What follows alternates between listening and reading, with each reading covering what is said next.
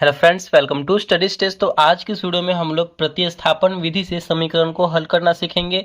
ये जो क्वेश्चन है, ये क्वेश्चन 2017 के बोर्ड एग्जाम, मैट्रिक का जो बोर्ड एग्जाम हुआ था उसमें पूछा गया क्वेश्चन है। ठीक है, आप प्रीवियस ईयर क्वेश्चन देखेंगे तो ये क्वेश्चन आपको वहां पे देखने को मिलेगा।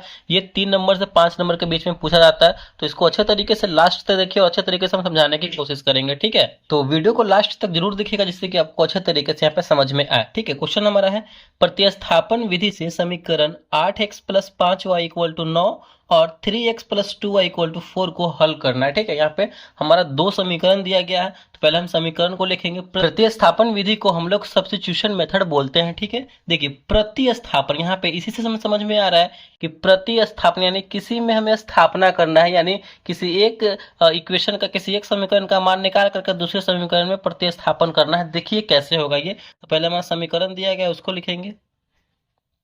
समीकरण है हमारा 8x plus 5y equal to 9, ये हमारा पहला समीकरण हो जाएगा। ठीक है, दूसरा समीकरण है हमारा 3x plus 2y equal to 4, ये हमारा दूसरा समीकरण दिया गया। ठीक है, हमें इसमें करना क्या है, प्रतिस्थापन विधि में क्या करना होता है, किसी एक समीकरण में x या y का मान निकाल करके समीकरण 2 में प्रतिस्थापित करना होता है। ठीक है, ये करना होता है। तो हम समीकरण 1 को लेके चलते हैं, हम समीकरण 2 को किसी को भी लेके चल सकते हैं आप। ठीक है, तो समझिए यहाँ पे तो समीकरण हम 1 को लेके चल रहे हैं। ठीक है, समीकरण 1 को लेकर चल रहे हैं, तो समीकरण 1 से जिस तरीके से बना रहे हैं ना, उसी तरीके से आप बोर्ड एग्जाम में बनाइएगा ना, तो आपको पूरा नंबर वहां पे एग्जामिनर आपको देगा।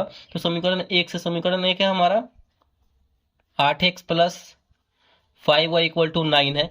इसमें अब हम ये जो समीकरण 1 लेके चल रहे हैं, इसमें जो है किसी एक टर्म का, किसी यानी x का या फिर y का, किसी एक का वैल्यू निकालना है हमें। ठीक है, तो यहाँ पे हम x का निकालते हैं, y का भी निकाल सकते हैं, किसी एक का निकाल करके और समीकरण 2 में उसी जगह पे प्रतिस्थापित करना है। अगर x का निकालना है तो x की जगह पे, y का निकालना है तो y की जगह पे। ठीक है, तो यहाँ पे हम x का निकाल रहे हैं, तो क्या लिखेंगे हम, x का निकालना है तो 8x, यानी x वाले टर्म को इधर रखेंगे और y वाले टर्म को उधर भेज देंगे। ठीक है, बराबर के उधर, y वाला टर्म प्लस में है, ये 5y प्लस में है, बराबर के उधर जाएगा तो माइनस में हो जाएगा। 9 अपने जगह पे है, माइनस 5y हो जाएगा क्योंकि 5y इधर प्लस में था, बराबर के इधर आया तो माइनस में हो गया।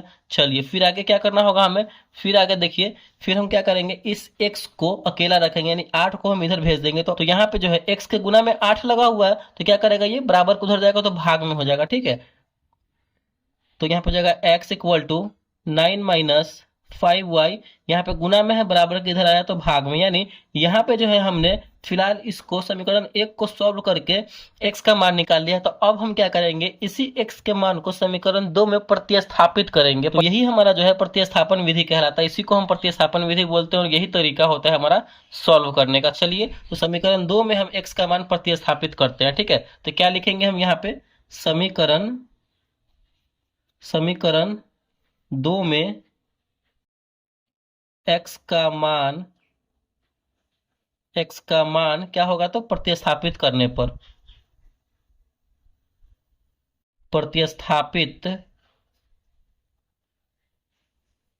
पर या फिर ऐसे लिख सकते हैं, समीकरण 2 में x का मान रखने पर। ठीक है, तो चलिए समीकरण 2 में x का मान रखते हैं, तो समीकरण 2 हमारा है 3x plus 2y equal to 4।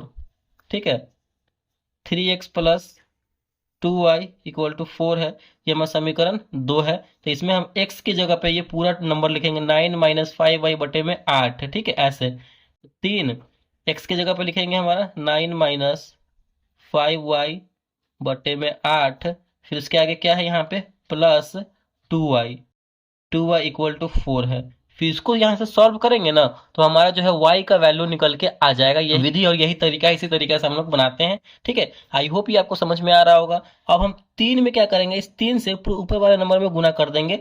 3 में 9 से करेंगे तो 9 तिया 27, माइनस है तो माइनस, फिर 3 में 5 से करेंगे, 5 y से करेंगे तो 5 तिया 15 और y लगा हुआ है तो y। ठीक है, और बटे में हमारा 8 है तो 8 लिखेंगे, फिर प्लस हमारा क्या है, तो 2y है इक्वल टू 4 है। अब हम क्या करेंगे, के नीचे कुछ भी नहीं है तो हम 1 लिख सकते हैं, बिल्कुल लिख सकते हैं। ठीक है, तो अब हम 8 और 1 का यहाँ पे एलसीएम ले लेंगे। ठीक है, 8 और 1 का यहाँ पे हम लोग एलसीएम ले लेंगे, तो एलसीएम लेंगे तो हमारा क्या हो जाएगा, यहाँ पे 8 ही इसका एलसीएम आएगा। 8 और 1 का एलसीएम हम निकाल कर देखेंगे तो हमारा 8 ही इसका एलसीएम आएगा। ठीक है, फिर हम क्या करेंगे, 8 में 8 से भाग करेंगे तो एक बार में होगा, फिर ऊपर वाले में 1 से गुना कर देंगे तो 27 ही आ जाएगा। 8 एकम 8 तो 15 एकम 15 माइनस 15y हाँ, फिर उसके बाद यहाँ पे देखिए 8 में ये 1 से भाग करेंगे तो 8 ही बार में कटेगा, तो ऊपर गुना हो जाएगा, 8 में 2y से गुना हो जाएगा, तो प्लस में 8 दूना 16y, ठीक है, इक्वल टू 4 है तो 4। इसको सॉल्व करेंगे तो इतना आएगा। फिर अब देखिए इसको आगे सॉल्व कीजिए।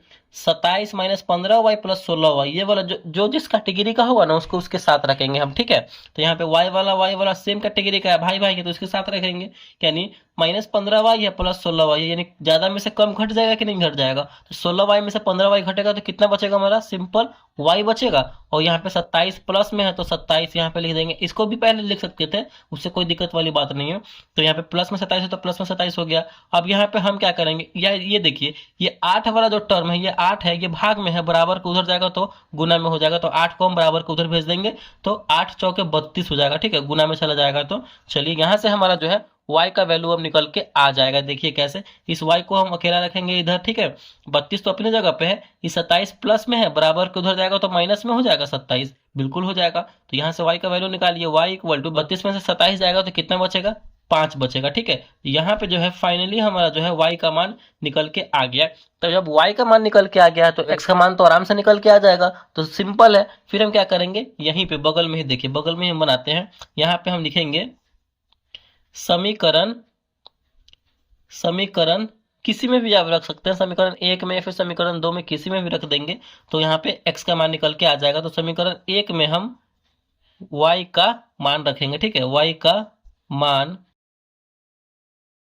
रखने पर, ठीक है, y का मान रखने पर, तो y का मान यहाँ पे क्या है हमारा, y इक्वल टू 5 आया हुआ है। समीकरण 1 हमारा क्या है, तो देखिए समीकरण 1 हमारा यही ना है, 8x plus 5y equal to 9 है, ठीक है। तो यहीं पे हम रखेंगे 8x plus 5y equal to 9 है, तो y के जगह पर 5 रखना है हमें, तो 8x प्लस 5y के जगह पर 5, तो गुना में 5 इक्वल टू 9। चलिए इसको सॉल्व कीजिए, 8x प्लस 5 गुने 5 है तो 50 25 इक्वल टू 9। जो नंबर वाला है वो नंबर वाले के साथ रहेगा, ठीक है। तो 8x को इधर रखेंगे और 25 को उधर भेज देंगे, ठीक है। 25 प्लस में है, बराबर को उधर जाएगा तो माइनस में, बराबर को उधर जाएगा तो माइनस में हो जाएगा, ठीक है। तो 9 अपनी जगह पे है, माइनस 25 हो जाएगा। ये इसको सॉल्व करेंगे तो x को अकेला रखेंगे तो यहाँ पे हो जाएगा हमारा x, और इसके गुना में था x, तो 8 गुना में था तो बराबर को उधर जाएगा तो भाग में हो जाएगा, ठीक है।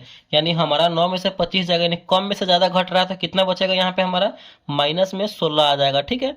और यहाँ पे ये गुना में था, बराबर किधर आया तो भाग में हो जाएगा, यानी यहाँ पे 16/8 कितने बार में कटेगा, 8 दूना 16, और माइनस लगा हुआ है तो यहाँ पे माइनस हो जाएगा, ठीक है। यानी हमारा जो है x का वैल्यू निकल के आया -2 और y का वैल्यू निकल के आया 5। तो इस तरीके से जो है हमने प्रतिस्थापन विधि से समीकरण को इस तरीके से हमने सॉल्व कर दिया, और यही तरीका होता है हमारा। अच्छे तरीके से आप समझ गए होंगे। तो अगर वीडियो को अच्छा लगा और पसंद आया तो प्लीज वीडियो को लाइक कीजिएगा, चैनल पर नए हैं तो चैनल को सब्सक्राइब जरूर कीजिएगा। Thank you.